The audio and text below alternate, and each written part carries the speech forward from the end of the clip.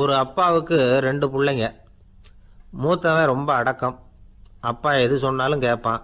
பெரியவங்களுக்கு கீழ்ப்படிஞ்சு நடப்பான். இளையவன் அப்படி இல்லை. தான் நினச்சதை தான் சொல்லுவான், செய்வான். அடுத்தவங்க சொல்கிறத கேட்க மாட்டான், அடங்கி நடக்க மாட்டான். இந்த 2 பேரில் யாரை உங்களுக்கு பிடிக்கும்? பெரியவனை தான் பிடிக்கும். ஏன்னா அவன் தான் சொல்கிற பேச்சை கேட்குறவன் அப்படின்னு சொல்லுவீங்க. ஆனால் ஒரு ஞானி என்ன சொல்கிறார் தெரியுமா?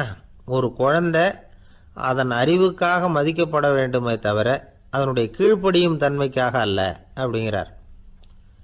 நம்ம குழந்தைகளை சுயமாக சிந்திக்கிறதுக்கு நாம் விடுறதில்லை. மற்றவங்கள பார்த்து காப்பி அடிக்கிறதுக்கு தான் நாம் அவங்களுக்கு கற்றுக் கொடுக்குறோம். புகழ்பெற்ற மனிதர்கள் சிலருடைய பேரை சொல்லி நீயும் அவர் மாதிரி ஆகணும், இவர் மாதிரி ஆகணும் அப்படின்னு சொல்லிகிட்டே இருக்கிறோம். குழந்தைகள் தங்களுடைய தனித்தன்மையை வளர்த்துக்கிறதுக்கு நாம் தடையாக இருக்கிறோம். ஒரு குழந்தைகிட்ட அனாவசியமாக நம்பிக்கையை வளர்த்துடக்கூடாது. எந்த கோட்பாட்டையும் திணிக்கக்கூடாது. நாம் ஏற்கனவே அர்த்தமில்லாத கருத்துக்களையும் கொள்கைகளையும் மனசில் போட்டு நிரப்பி வச்சுருக்கிறோம். இந்த உலகத்துக்கு புதுசாக சேர்ந்திருக்கிற ஒரு குழந்தையின் தூய்மையான மனசில் நம்ம கருத்துக்களை அறிமுகம் செய்ய அல்லது திணிக்கிறதுக்கு நமக்கு எந்த அதிகாரமும் கிடையாது. ஒரு குழந்தைய நீ இந்த மதத்தை சேர்ந்தவன் அப்படின்னு பிறந்ததுமே ஒரு முத்திரை குத்தி விடுறோம். இது அதோட சுதந்திரத்தை ஆரம்பத்திலேயே கிள்ளி எறிகிறது மாதிரி தான்.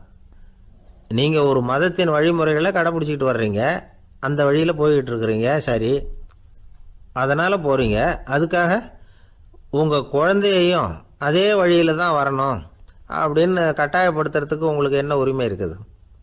அந்த குழந்தை சுயமாக சிந்தித்து ஒரு முடிவுக்கு வரட்டுமே, அதுக்கு நீங்கள் ஏன் தடையாக இருக்கிறீங்க? நமக்கு உண்மையிலேயே நம்ம குழந்தை மேலே அன்பு இருந்தால் இது மாதிரி திணிப்பு வேலைகளை செய்யக்கூடாது. திணிப்பு வேலைகளிலிருந்து குழந்தைகளை காப்பாற்றினா போதும். அதுதான் ரொம்ப முக்கியம். அடுத்த தலைமுறை அற்புதமான தலைமுறையாக உருவாகும். நாம் தான் சாதி மத சங்கடங்களில் மாட்டிக்கிட்டு தவிக்கிறோம். அவங்களாவது சாதி மத வேறுபாடு இல்லாத சமுதாயத்தை பார்க்கட்டுமே, அந்த சௌகரியங்களை அனுபவிக்கட்டுமே. அதுக்கு நாம் என்ன செய்யணும்னா ஒன்றும் செய்யாமல் இருந்தால் போதும்.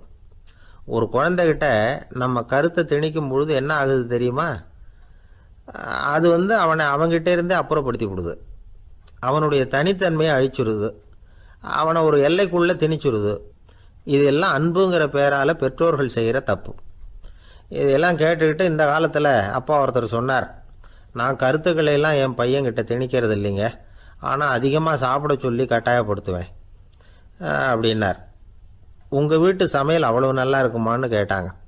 நல்லா இருந்தால் நான் ஏன் அவனை சாப்பிட சொல்லி கட்டாயப்படுத்த போகிறேன் அப்படின்னு.